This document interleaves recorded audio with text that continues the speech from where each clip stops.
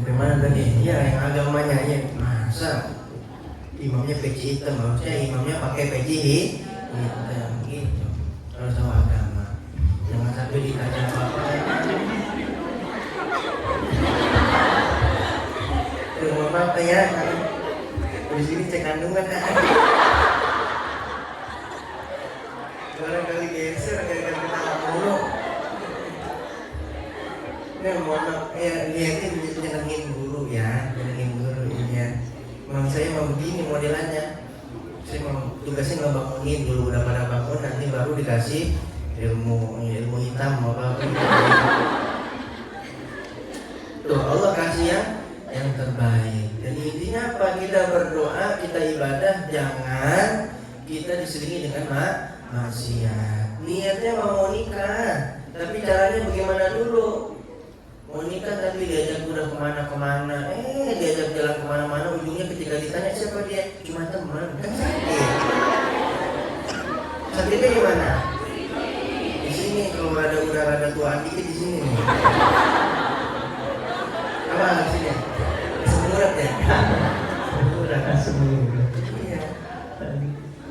Aku mencintaimu karena Allah. Sentil juga nih.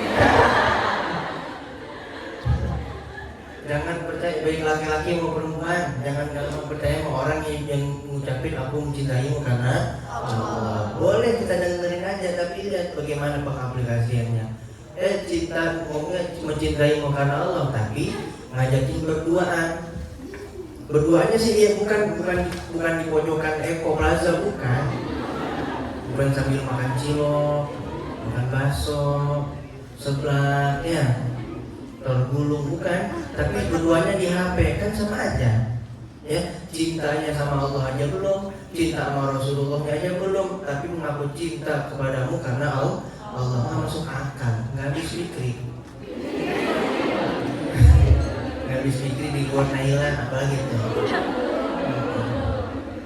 Ya, hati-hati, perhatikan ya. Jangan bangga juga, Bang, Ustaz. Tapi pesan saya cek HP dia.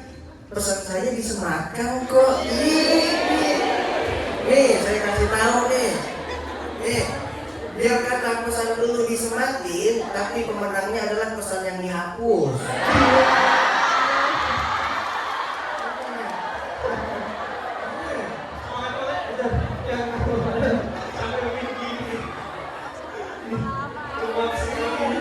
Jangan bangga kalau pesannya disematin. Pemenangnya tetap yang pesannya dihapus. Makanya sedih aja tuh, sedih apa? Ya dari tadi chat abu-abu tak kuning membiru. Padahal dia bikin status 2 menit yang lalu. Dia udah tahu begitu sadar, mundur. Lu bukan prioritas. Coba kalau jadi prioritas, baru aja centling langsung biru, ya nggak? Sampai ringtone-nya dibedain dewek. Tapi kalau bukan prioritas, tak dulu dilihat dari atas notifnya, gitu. Yang kayaknya sadar ini. Ya kalau memang dia kita berharap boleh, tapi boleh.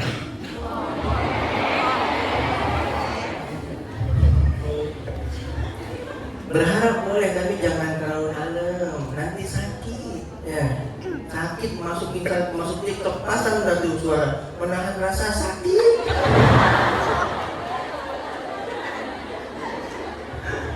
Ini judulnya apa sih? Intinya begitu ya.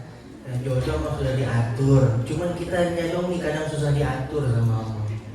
Disuruhnya ngaji, ngayap mulu, ngayap. Di Bisokop Bang ada film 172D. Ustaz udah nonton, aku rahasia. Nih, Allah suruhnya kita ngaji, Allah suruhnya kita sholat, tapi kita malah milih kesenangan-kesenangan dunia yang lain. Maka rezekinya Allah tolak, bukan Allah undur. Karena yang namanya maksiat menghapus keberkahan, menjauhkan kebaikan. Allah ini udah mau turunin jodoh sama kita nih, karena Allah lihat kita istiqomah ngaji. Tapi satu saat Allah lihat kita kendor lagi ngajinya, Allah tahan lagi deh tuh. Ya, sama kayak Bang Andre punya duit misalnya 300.000. Punya duit 300.000. Melihat di masuk di pojokan ada laki-laki inisialnya David. Bukan ya? Dua inisialnya Deno. Yang ketiga inisialnya siapa nah Bulan. Ini 300.000 nih udah niat, ya Allah saya pengen 300 sama 3 orang itu. Pengen sedekah 300 masing-masing 100. Begitu Bang Andre datang ke Pasum, ngeliat tuh 3 orang lagi main gaplet. Kira-kira Bang Andre mau ngasih duitnya nggak? Enggak, kenapa? Karena tahu bakal lagi duit dipakai buat gaplet. Allah juga begitu. Ketika kita maksiat, ya Allah mau nurunin sesuatu buat kita. Tapi dalam keadaan kita lagi lalai maksiat, Allah tahan dulu tuh. Bahkan bisa jadi itu rezekinya diberikan kepada siapapun seseorang pada saat itu yang memang ke atas diberikan. Jodohnya mau turunin di sini, jodohnya turun sini dulu datang. Nunggu lagi. Ya, makanya sabar aja. Di balik kesabaran pasti ada kebaikan. Kebaikan dalam berdoa, kebaikan dalam meminta, kebaikan dalam bersabar, dalam munajat tuh. Sabar aja Bang, sabar. Pahalanya luar biasa. Makanya udah berapa tahun kita berdoa sama Allah belum dikabulkan, bukan nggak dikabulkan ya, belum dikabulkan. Maka dengan kesabaran itu, masya Allah, berapa banyak pahala yang sudah ditabung. Dan dengan berkah kesabaran tadi Allah akan hadirkan jodoh sesuatu orang, makhluk, sosok ya, yang memang itu sesuatu, masya Allah nanti akan banyak merubah kehidupan kita. Makanya dari sabar aja berkahnya udah banyak banget, pahalanya udah gede. Bahkan kata Rasulullah, entar di hari kiamat ada satu timbangan ditaruh amal di situ. Saking besarnya beratnya itu amal, timbangan sampai ketel, hampir tumpah. Kata sahabat, amal apa ya Rasulullah? Di antaranya adalah amalnya sabar. Itu pahalanya. Makanya nggak ada yang bilang, jangan sampai bilang Ustaz, sabar itu nggak ada batasnya. Nggak ada. Sabar itu nggak ada batasnya, kecuali kita yang membatasi pahala kesabaran untuk terus bersabar. Sabar bertahun-tahun diledekin orang, giliran udah ngaput geprak meja, sabar berbatasnya, gila berarti pahala sabar 4 tahun diledekin orang. Ya, makanya minta sama Allah ketika berdoa dalam masa penantian, dalam masa apapun, minta diluaskan hati, syarhus sadar, diluaskan hati. Seperti pertemuan kemarin saya bilang, hati itu kalau udah luas enak, enteng. Ya.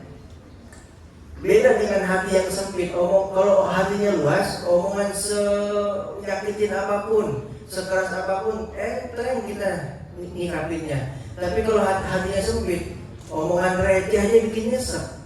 Pernah nggak? Lagi naik motor, senggolan, juga dasar monyet. Kalau hatinya sempit apa? Mau ngajak ribut tuh, luarin HP, saling rekam nggak? Gua viralin juga lo. Gua viralin nih, gua cek kemana? Itu kalau hatinya sempit begitu, dasar monyet turun dari motornya. Tapi kalau hatinya luas gimana? Dasar monyet ngeluarin HP dia, selfie, bukan? Kenapa bisa santai menyikapi persoalan seperti itu? Karena hatinya luas. Makanya lihat Nabi Musa ketika diperintahkan sama Allah buat menghadap Fir'aun, idhab ila Fir'auna innahu menghadaplah kamu pergi kepada Fir'aun yang dia itu sifatnya buruk, udah paling seburuk-buruknya orangnya tuh, sampai ngaku-ngaku jadi Tuhan. Nah, Tuhan, di Indonesia mah mending. Dulu pernah ada malaikatnya.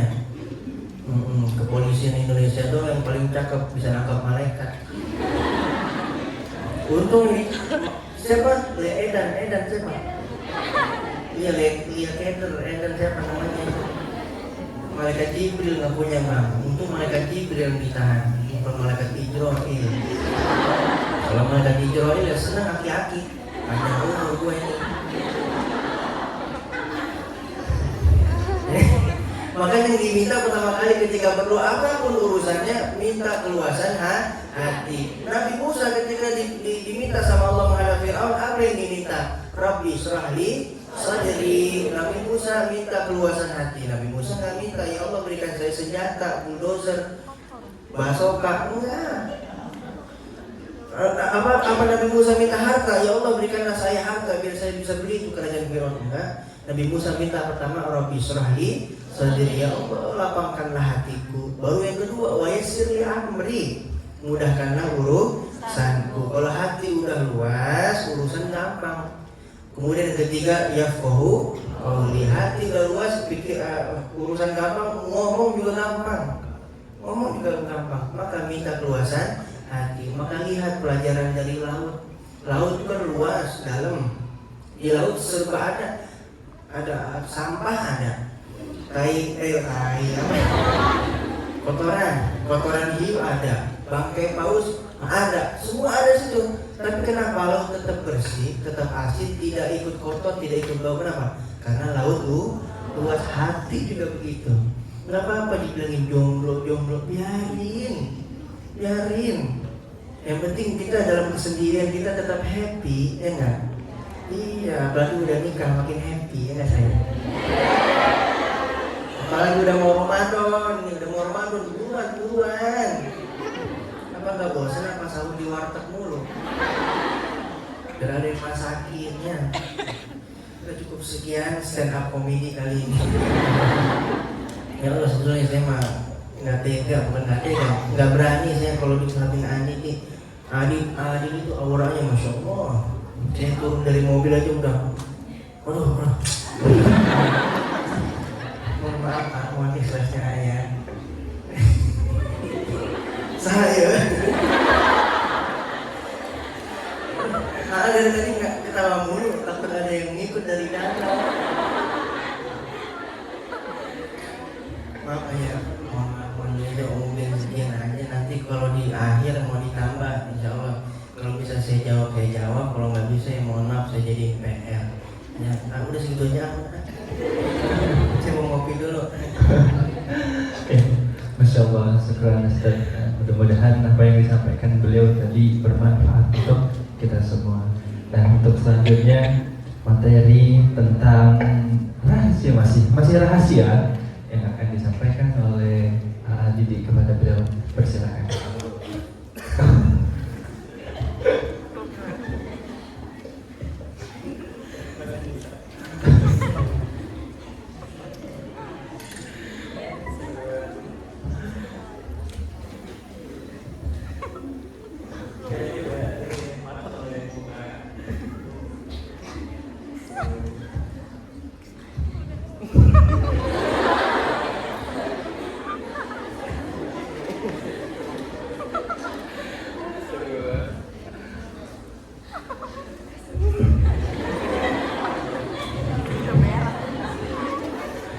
Saya pamit pulang dulu.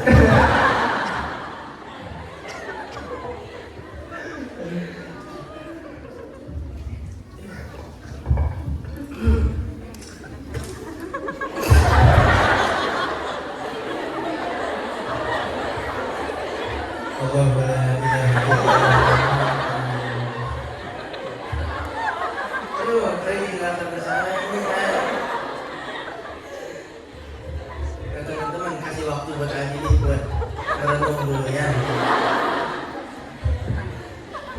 Capek. Ini ada AC-nya ya. Ya Allah. Makasih ya, Mas. Assalamualaikum warahmatullahi wabarakatuh.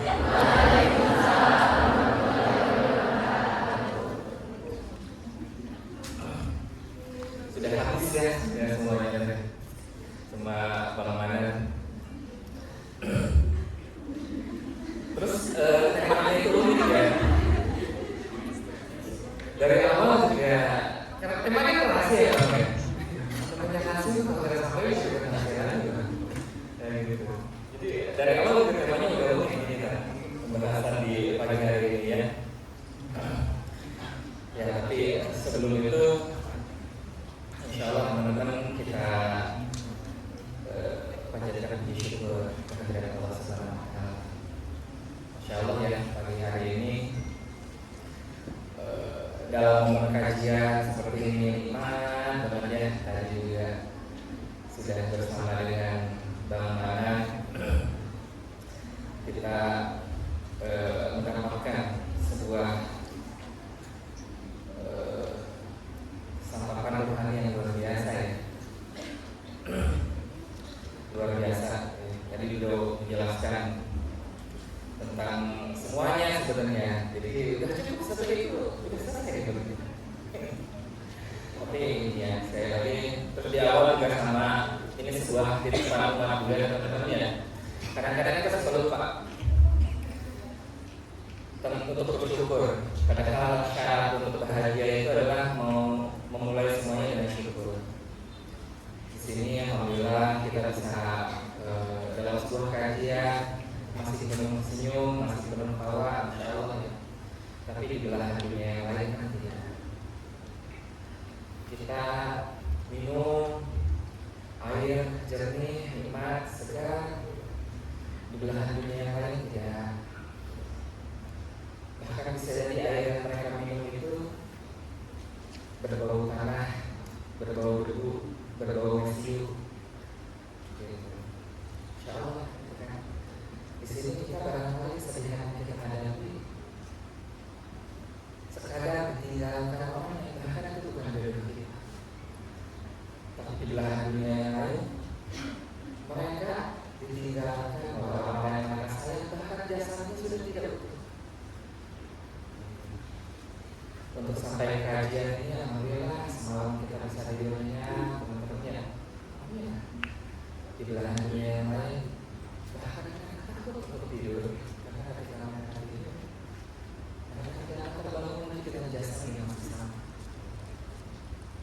Baik, banyak salah syukur kita. Di sini kita masih bisa makan, ya, walaupun sekadarnya, ala kadarnya.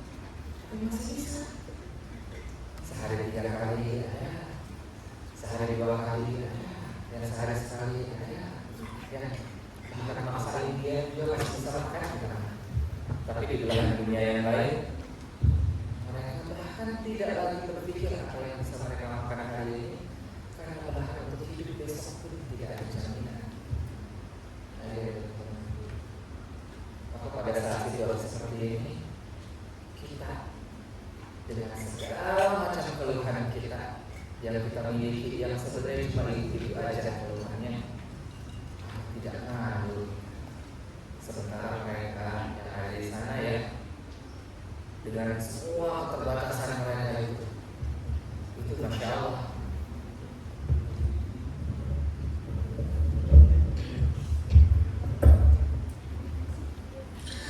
Rasa syukur mereka demikian besar.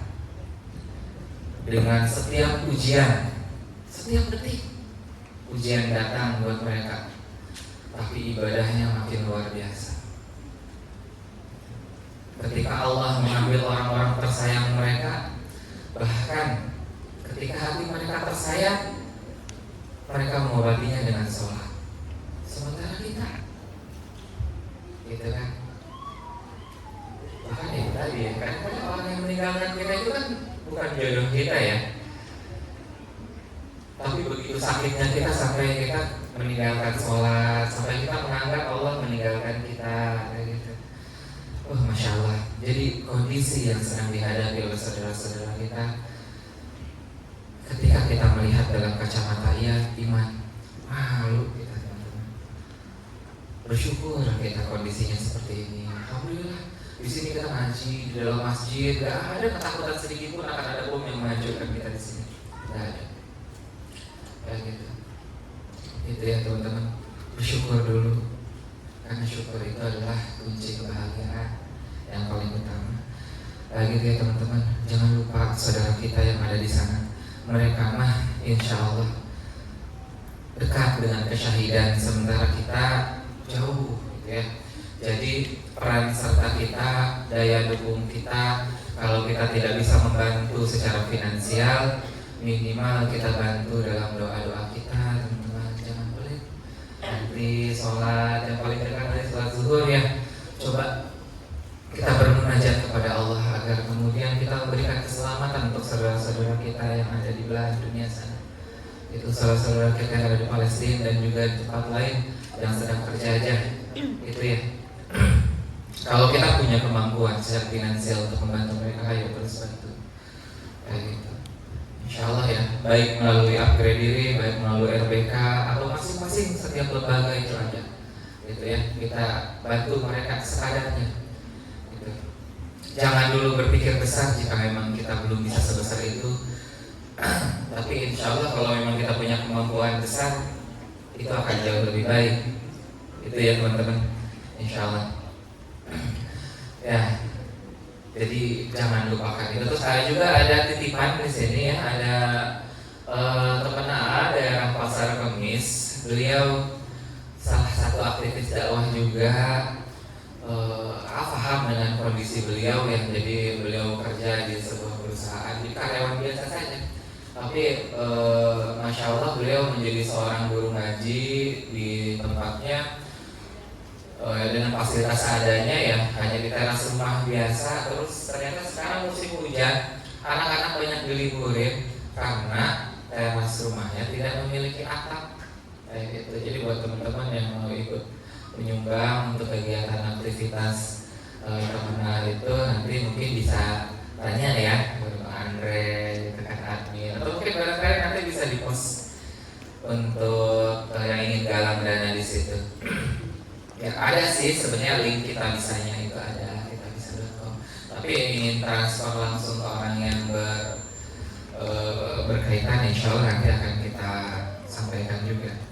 Karena masya Allah ya, ketika ada yang seperti itu, ketika kita membantu aktivitas membaca Al-Quran, menghafal Al-Quran di waktu yang sama, kita akan mendapatkan pahala yang sama dengan yang mereka lakukan tanpa mengurangi pahala mereka sendiri. Ya, nah kita balik lagi nih ke pembahasan yang tadi ya. Karena mukadimahnya tadi sudah disampaikan Bang Manat ya, sebuah majelis itu kalau kita pengen terus-terusan pahalanya tanpa terputus, berarti tinggal ngelanjutin aja, jangan dimulai lagi. Gitu ya Bang. Jadi mukadimahnya alhamdulillah ya dari Bang Manat, masya Allah.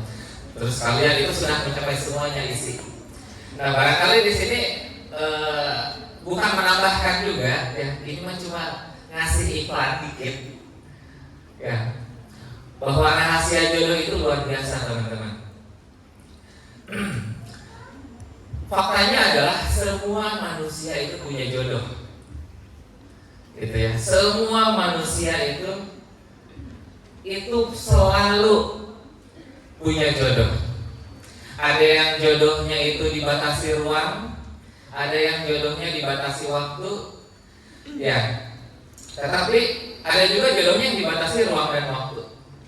Ya, dibatasi ruang, oh berarti bukan orang sini, gitu ya.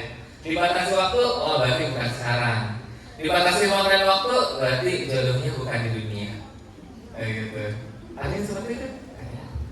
Tapi semua orang akan selalu ketemu dengan jodohnya. Gitu. Jadi tidak ada manusia yang tidak punya jodoh. Itu adalah rahasia yang pertama. Dan ternyata fakta yang lainnya adalah jodoh tidak menentukan kemuliaan manusia. Gitu. Ya, ini juga menjadi bekalan iman juga buat kita. Orang yang bertemu jodohnya di dunia, apakah lebih mulia dengan orang yang tidak bertemu jodohnya di dunia? Tidak. Karena ada juga nabi-nabi yang jomblo sampai meninggalnya jomblo. Gitu. Nabi apa coba? Nabi Isa, ya kan? Ya gitu. Jadi teman-teman kalau dihina jomblo, Nabi aja ada yang jomblo. Gitu. Gitu kan ya? Ada lagi yang lain? Ada. Karena Nabi juga jumlahnya banyak. Itu bukan cuma 25 yang wajib kita hafal itu. Kayak gitu. Apakah kemudian kita bisa bilang kalau sesungguhnya orang yang tidak berjodoh memiliki jodoh di dunia lebih tidak baik? Tidak begitu. Kemuliaan seorang nabi, ketika pun bahkan beliau tidak menikah, tidak bertemu dengan jodoh dunianya, itu tidak berkurang sedikit pun. Kayak gitu. Itu ya.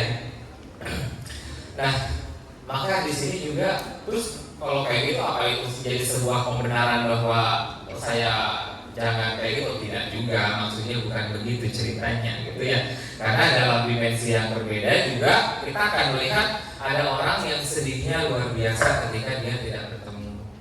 Kayak gitu, padahal enggak gituan. Kalau kita bilang orang yang ketemu jodohnya itu mulia, bagaimana dengan Abu Lahab Bukankah kisah cinta mereka sehidup semati? Bukankah mereka adalah pasangan yang sangat diidam-idamkan oleh bangsa Quraisy? Ya, istrinya Abu Lahab siapa namanya? Ummu Jamil. Kenapa namanya Ummu Jamil? Karena paling cantik. Gitu. Seantero kota Mekah. Kayak gitu kan ya. Dan ternyata dia adalah perempuan yang namanya, yang bukan namanya ya, yang dia diabadikan dalam Al-Quran. Karena apa? Karena keburukan yang sangat luar biasa. Gitu. Gitu ya. Maka di sini kita juga harus adil memandang itu semuanya, teman-teman. Terus fakta berikutnya adalah tentang jodoh. Ya, jodoh itu gampangan dapetinnya, lebih sulit mempertahankannya. Gitu. Lebih banyak masalah mana sebelum menikah atau setelah menikah? Wah, ada. Ya, bahkan pahalanya pun luar biasa. Itulah kenapa beberapa kali kita ulang ya, pahala orang yang menikah itu luar biasa, menjadi faktor kali yang sangat luar biasa. Gitu ya, menjadi faktor kali yang luar biasa. Ya, kita ulang lagi ya ini mah ya, sebatas reminder gitu kan. Jadi seorang pemuda yang soleh luar biasa, tidak pernah bermaksiat, setiap detik kehidupannya hanya dijalankan untuk ibadah, baik itu yang wajib dan yang sunnah, tidak akan pernah mampu melampaui pahala orang yang menikah, pahala dari sholat sunnah 2 rakaat orang yang sudah menikah. Kayak gitu. Jadi jauh banget, gitu ya. Jadi Bang Manan sholat sunnah nih Bang 2 rakaat banget. Oh itu pahalanya tetap berkali-kali lipat, jauh lebih tinggi dibandingkan Andre yang masih jomblo itu gitu kan. Yang setiap malam tahajud sampai kaki bengkak. Masya Allah. Amin. Ya, puasanya Masya Allah gitu kan, ya sunnahnya luar biasa. Ngajinya sepanjang waktu, sholat wajibnya juga. Nah ini gitu ya. Makanya itu tadi motivasi kita dalam menikah itu buat ibadah. Karena ternyata menikah menjadi faktor kali, karena ujiannya luar biasa besar. Nah, gitu ya. Disakitin sama orang gampang lupanya, nah, gitu. Tapi disakitin sama orang yang kita sayang, gitu kan, itu luar biasa. Apalagi Sayyidina Ali pernah bilang juga kan, kata Sayyidina Ali itu gini, seorang perempuan mampu menahan rasa cinta selama ribuan tahun. Oh, itu bukan pantun. Tetapi dia tidak akan mampu menahan sakit hati walaupun 1 detik. Masya Allah. Cakep. Oh gitu. Ya, makanya itu jadi sebuah pembelajaran juga buat kita kayak gitu. Itu kan ya. Nah, maka jadi sebenarnya, tapi kadang manusia itu suka salah fokus kita itu. Lebih banyak pencariannya itu pada aspek nyari jodohnya makin cari, ya enggak? Sampai dicari keluar kota, ya enggak? Kayak gitu. Tapi buat pencarian mempertahankan pernikahannya seringkali kita lalai. Kayak gitu kan ya. Padahal udah dapat, berarti kan tinggal dipertahanin gitu kan. Kayak gitu, nah itu. Ya. Yang pengajian di sini seminggu sekali itu masih relatif sedikit dibandingkan dengan kewajiban yang harus kita lakukan, gitu kan, sepanjang waktu. Nah, gitu. Cuma seringkali ya itu kita seringkali dibuat lalai. Buat pencarian jodohnya, motivasinya luar biasa, sementara mempertahankan pernikahannya seringkali kita menganggap enteng. Padahal faktanya tadi ya, jodoh itu lebih sulit mempertahankannya dibandingkan mendapatkannya. Itu luar biasa, gitu kan? Apalagi dengan kondisi seperti ini ya. Karena kita sering bahas ya di kajian-kajian kita ya, Andre, tentang bagaimana karakter Gen Z, gitu kan, ya, Gen Y, gitu kan. Maka sini kan yang hadir di sini mungkin antara Gen Y dan Gen Z. Gen Z. Nah, gitu. Ya. Gen Z yang lahir di tahun 95 sampai dengan 2005. Gen Z. Astagfirullahaladzim. Kenapa saya baru ngeh juga itu? Kenalan konsen maksudnya. Gak salah sih. Ya. Jadi kayak gitu tuh Bang. Ada tuh itu karakter-karakter unik gitu kan. Yang akhirnya jadi memicu statistik tingkat perceraian kayak gitu. Ya, tapi ya insya Allah yang ngaji mah enggak gitu. Kenapa? Karena kalau yang datang ke sini berarti tadi ya, karena kita cerita pembekalan pernikahan ya, kayak gitu. Jadi orang-orang yang ada di sini mereka bukan cuma sedang mencari jodoh, tetapi mencoba mempertahankannya, kayak gitu. Setidaknya kalau teorinya kita sudah tahu, ya, maka ketika suatu saat nanti datang permasalahan tersebut kita udah siap, kayak gitu. Itu ya. Nah, jadi beberapa poin tentang rahasia jodoh itu seperti itu teman-teman ya.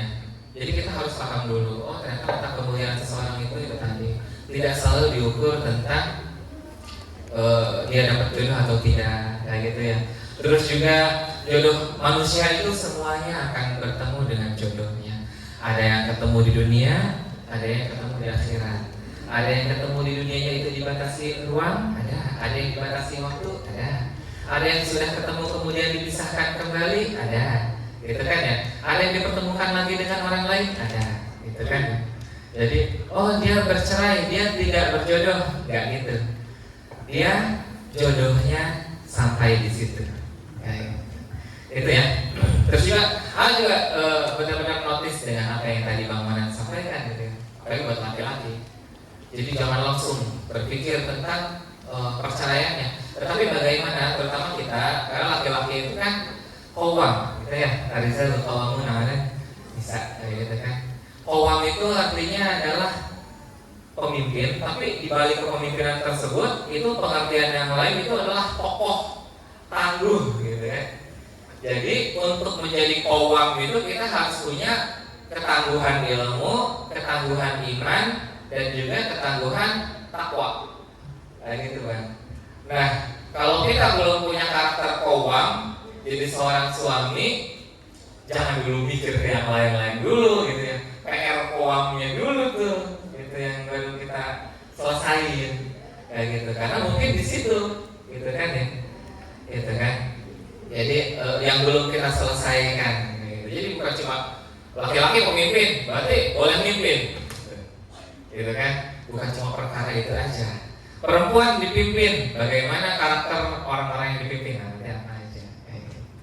Itu ya Bang ya. Jadi tidak, karena emang ini pembahasannya cuma rahasia jodoh, jadi ya rahasianya cuma segitu. Rahasia iya. Dan sekarang udah bukan rahasia lagi kan. Ya, itu aja bisa sampaikan. Insya Allah nanti kita akan bedah bersama di diskusi kita ya, bareng-bareng. Ya, wallahu a'lam. Assalamualaikum warahmatullahi wabarakatuh. Waalaikumsalam warahmatullahi wabarakatuh.